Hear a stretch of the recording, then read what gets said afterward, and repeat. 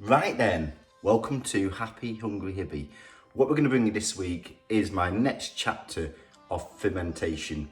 I've been really big on pre and probiotic foods and also gut health. Over the past 10 years it's been a big focus area in science, and we found some real breakthrough studies and things like that, which is really coming to light. Just some books really that really have been superb in terms of what I've covered. The Food for Life by Tim Spector. I'm actually been part of the Zoe program where it's measuring my blood sugars, which is really good. I'll be covering a video on that soon. Really interesting. I've read all of his books, really good. But in terms of fermentation, these two books are absolutely superb. I've actually covered a review of this, of Cabbages and Kimchi by James Reed. It's absolutely brilliant. And then of course, the River Cottage Fermentation book by Rachel DeFampo, who I follow on Instagram, is absolutely amazing. So from Rachel's recommendations, I've actually bought some water kefir, and it's something that I've really been interested in. Now, water kefir is something that is really good for beginners of fermentation because it is really easy. You don't really need much control around the temperature. You can buy these temperature plates. You're making kombucha and yogurts. I bought a pack from the Happy Kombucha, and it's arrived in a really nice parcel. I'm going to cover a video on that, on what I've just recently purchased, and here they are. So we've got the live organic water kefir grains, which Dave harvested themselves. Now please check out their YouTube channel, really good. They've actually covered a lot of really interesting, quick, easy guides. Also an introduction to what the business does and how that is set up, really interesting. It's also come with a little guide here, how to make water kefir, which is really good.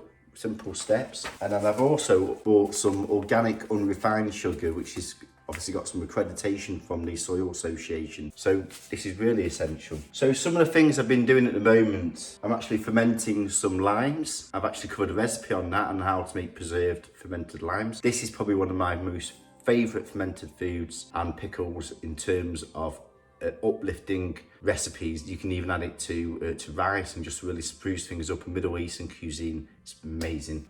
I've also had this for about a year now, and it's actually fermenting garlic in honey. Basically, these garlic become candied and fermented, and you can also use the honey in cooking as a garlic honey. Absolutely amazing. Looking forward to covering something on that. Something I absolutely love doing is fermenting chilies as well. So I've done the green chili here and also some red ones as well. And you can see the bubbles here really coming through. So this is kind of like a shatter recipe, which I've actually covered. You can see the recipe for that, which is from the Falastin cookbook. I also want to recommend to you that if you do store things in any cupboards, please do make sure you gas them. I had a really bad accident this morning. It's a good job my wife was not in, because it was a bomb. Basically, my elderberries that I've harvested and made some a concentrate of has actually over fermented, and I tried to gas all the bottles in there, and I tried to do it while it was in the cupboard, and it just blew up, and I've had to empty everything out in my cupboard. So please do make sure that you do store them in a very cold and dark place, like a garage, like a cellar, something like that. If you're keeping it in your kitchen, the danger is it's been really warm and humid this month, and it's actually temperature's risen from normally about 10 degrees to 20 to 30 degrees. So do make sure you gas them. But for today, let's get started with the water kefir. Now I really do like of Cabbages and Kimchi's book, and that has a lovely insight into kefir, the lovely illustration. But mainly this is covering dairy kefir. It doesn't actually give us a recipe of that, but it does give a little summary of what water kefir is. And it actually states that kefir, one drink that has no relation at all to kefir, incidentally, is water kefir. It's also known as tibicos in Mexico, and it's a starter grains as a Japanese water crystals or California bees. So it clearly has a bit of an identity crisis, though it does have little grains like regular milk kefir. The grains can not digest lactose in milk and will only ferment sugary liquids. So ultimately, water kefir is not really kefir as in dairy kefir, and it's more like kombucha, except it's a lot more simple. Therefore, that's why I really recommend using water kefir. So when you look at the fermented cookbook, or you're looking at the drink section, it's really good because it basically just tells you the equipment and things you need, and then it gets to the part where it looks about carbonating your drinks, and then the first section comes to water kefir, and Rachel absolutely recommends this as a starter. It shows you just how to store them, and it was Rachel's recommendation to use the Happy Kombucha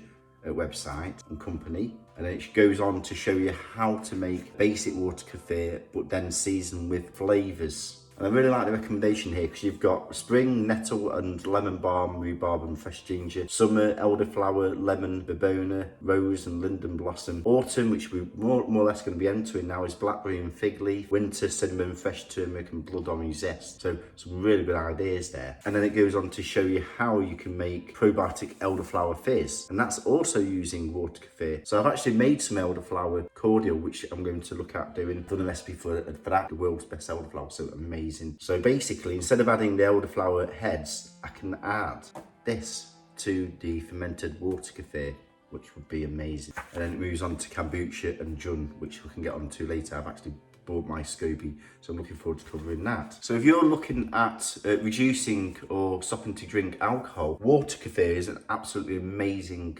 alternative, as so is kombucha. Now, water kefir has lost its identity over the past a couple of 100 years, and it's been used extensively in countries like Mexico, but also unusual countries, more nomadic countries, like in areas where they have a lot of nomad cultures in terms of areas up in the mountains, the Caucasus Mountains in like Ukraine and Tibet, and those kind of like areas where they've led a lifestyle where they've basically used a lot of fermented and natural foods. It's only really the past 10 years that it's really come much more popular in its use. And water kefir actually contains about 30 different beneficial bacterial probiotics, which are really good for you. And although it uses sugar, it feeds on the sugar. So roughly about 2/3 of the sugar you add actually gets consumed by the bacteria. You can actually reduce your sugar a little bit more, so that basically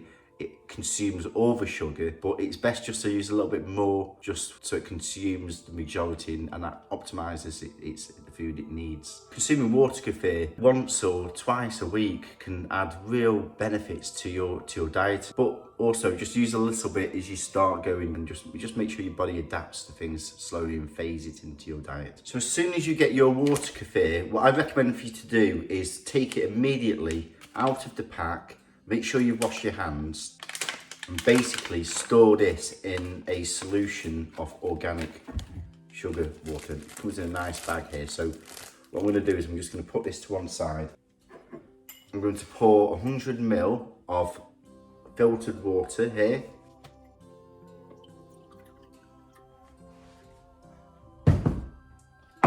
And then we'll get 1 heaped teaspoon of the organic sugar, like so.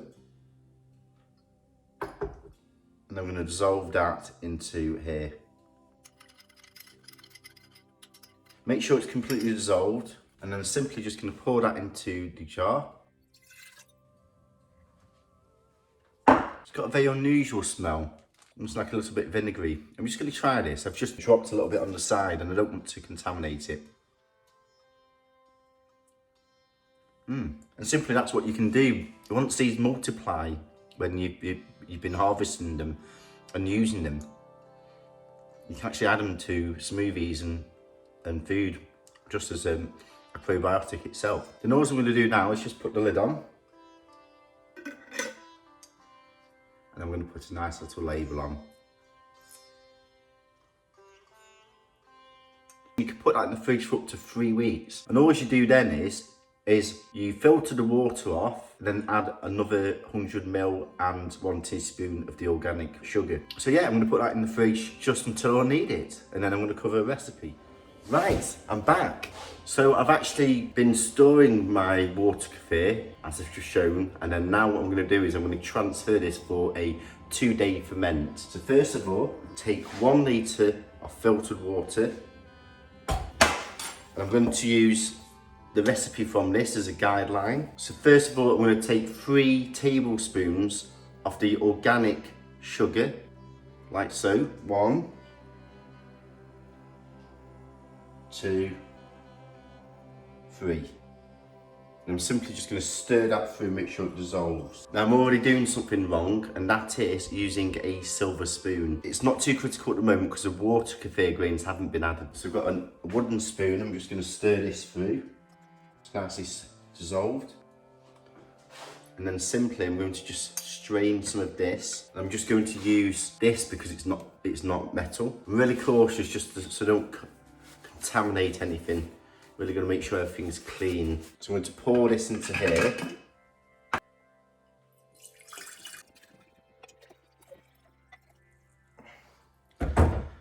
That's just right because it's just got a little bit of a head at the top just so it can breathe. I'm simply just in here, I'm going to filter the grains and pour this into here. So this is 1. There you can see, it's just gone in. And then 2. And simply just stir that through. And then the rest of this is just going to go back into the original jar. Just make sure that the grains are all submerged in the fluid. And that can go back into the fridge. Then simply here is where you add your dried fruit and also your lemon, lime, or even a slice of orange. So I'm just going to take 1 slice. And the water kefir grains really do like to feed off these. That's 1 slice of lemon. And everything from here is optional really. I'm just going to take a slice of ginger. And within that ginger, I'm just going to slice it through the middle. Just so it just absorbs the flavours. That's going to go in.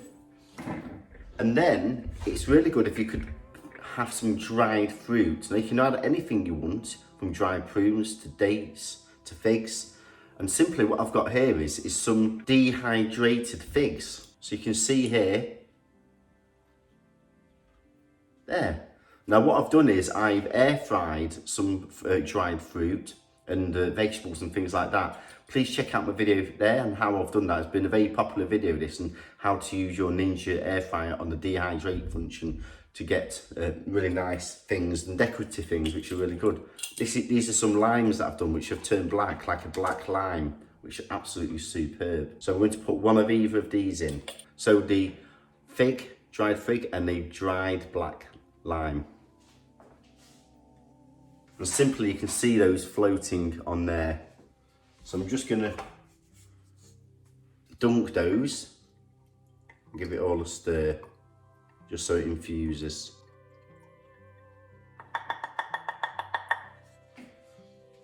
And simply I'm going to leave that for 2 days. Really love these jars which I got from Lakeland, which are really good fermentation jars. There we have it. See you 2 days.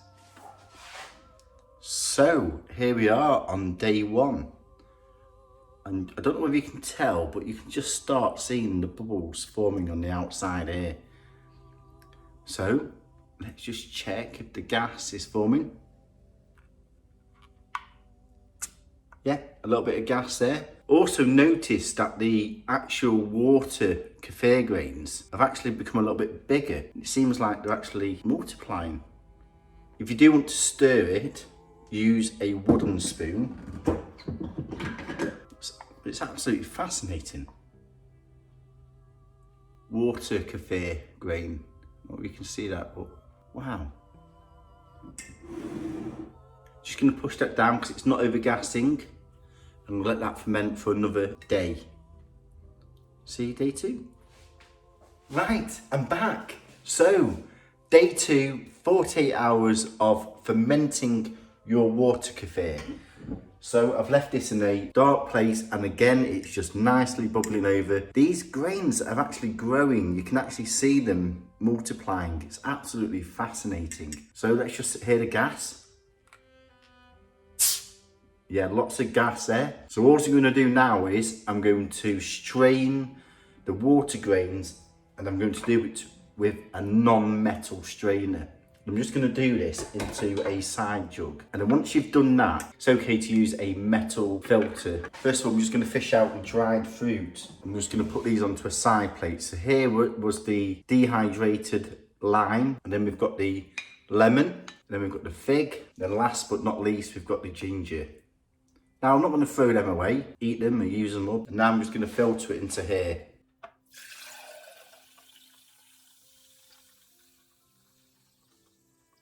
So you can actually do it carefully without even letting any of the grains go.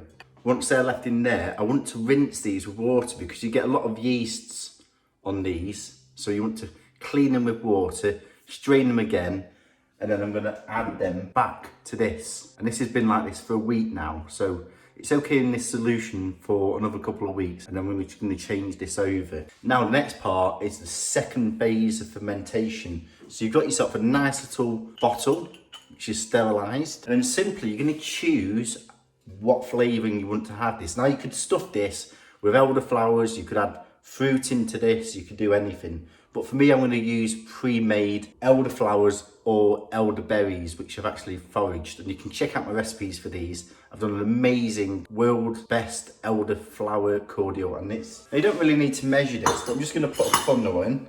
And I'm simply just going to add an amount in. I think that's enough. So there.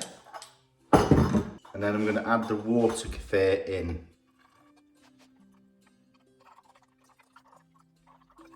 So I'm going to leave a nice little gap at the top. And then simply, I'm just going to put the top on. And you can label that up. Elderflower water kefir. And what that's going to do is over the next couple of days, that's going to do its second phase of fermenting, and it will just become a really nice, sparkling but healthy drink. So I'm going to come back and I'm going to try it. I've also done the elderberry as well, and I filtered the water kefir into here, and I'm going to let that, also put that in the fridge as well, and we'll do a tasting session. But of course we need to look after our water grains, so I need to add these back. Do not use normal water, because you need to use water that's filtered. So what I'm going to do is add some filtered water in, and just give them a nice rinse. Let's retain the water grain. And here they all are. And I think I've actually doubled my batch. So, and this is what you do. And there we go, back into the batch. And then again, you repeat the process. Right, so I've got the 1 litre of the filtered water. I'm going to pour this into here. Now there's some grains in the bottom, I don't know if you can see, but just from what's left over. So the next step is to add the organic sugar, and we're back to square one. And what we're doing is we're just recycling the whole process. So dissolve all that sugar. Once that's dissolved, just gonna add in the apple. Splish splosh. Of course, I'm definitely gonna add my fig. I'm gonna make some more of these. Really good. Take another slice of ginger.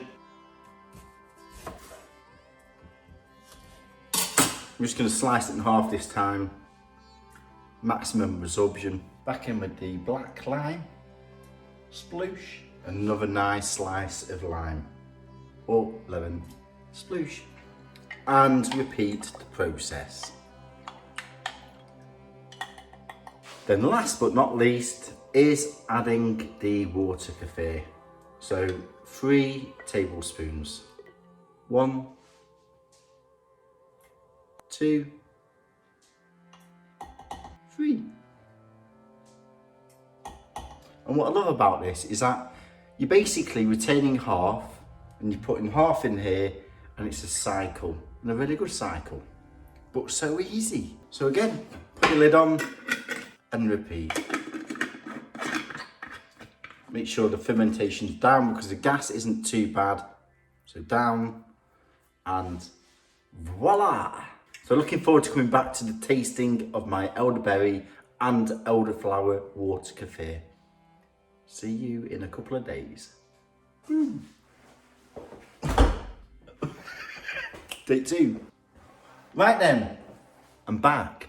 After 2 days of patience, I've been waiting to see how my kefir has been developing. I'm going to open this one. This may go everywhere because it's been at room temperature. I'm just going to try and make sure. Well, that's not so bad. It gassed up, but it's not too bad. So I'm just going to give this a swirl. And I'm just going to try, okay?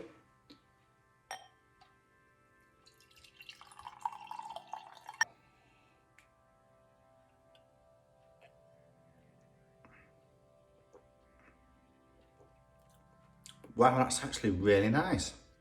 It's not too sweet either. It really does take out the sugar. So I'm really impressed with that. I could really put that into a nice glass and almost have a non-alcoholic sparkling wine in a way. I really do enjoy that. It's really nice. So what it does recommend in the book to do is, if it is not sparkling, then basically you can add a teaspoon of sugar and then leave this at room temperature for 1 or 2 days. Also, what's really useful when you're doing fermentations is getting the right bottles. These bottles are really good. You can get these from IKEA. I think they're only about £1 to £2 depending on the size of them. I actually bought these off eBay and they're actually old school Grolsch style bottles. And they are absolutely brilliant. And these are well over 10 years old. So just sterilise these and then simply just about put the funnel in. I'm just going to put some elderflower concentrate, and then from the new batch I'm going to pour some in. Put it to the top. And that's just perfect. So just leave some room to breathe. And then simply put the top on like so, and you can store that away to give a second ferment. So I'm going back to my successful batch. You can hear fizzing away here of the seasonal elderberry water kefir. It's nice. It's almost like drinking wine. It's absolutely lovely. So I'm back. Now what I've done this time is I've actually done a first ferment with hibiscus tea. So 3 tablespoons of organic sugar and the hibiscus tea. Just a small amount of sugar in here, which is in the solution. I'm just going to pour this into here.